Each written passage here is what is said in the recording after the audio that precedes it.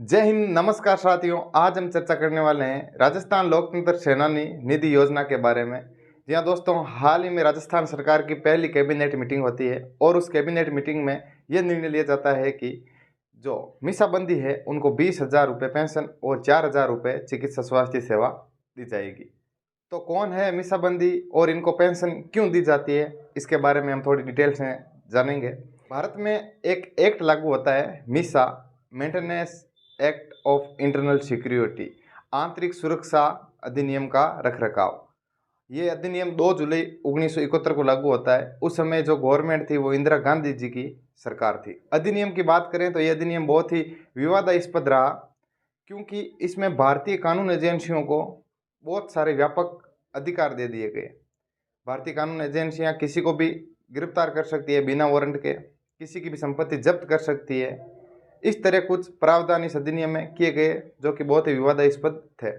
1975 में भारत में राष्ट्रीय आपातकाल की घोषणा होती है और 1975 से लेकर 1977 तक इस कानून में कई प्रावधान किए जाते हैं जो कि राजनीतिक द्वेष के कारण किए जाते हैं और इस कानून का गलत इस्तेमाल किया जाता है।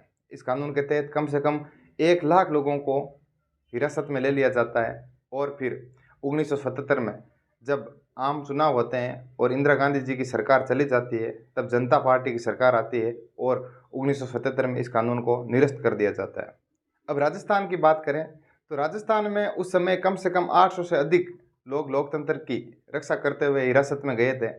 उन्हें मीसाबंदी कहा जाने लगा और इन मीसाबंदियों को राजस्थान सरकार पेंशन देने लगी। राजस्थान में एक योजना है, लोकतंत्र सेनानी सम्मान निधि योजना।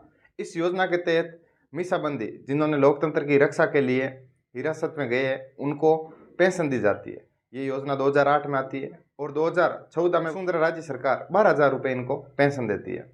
इसके बाद जब 2018 में इलेक्शन होने वाले थे तो 23 अगस्त को वसुंधरा राज्य सरकार इनकी पेंशन बढ़ाकर 20,000 रुपये कर देती है और 4,000 रुपये चिकित्सा सेवा भी प्रदान करती है।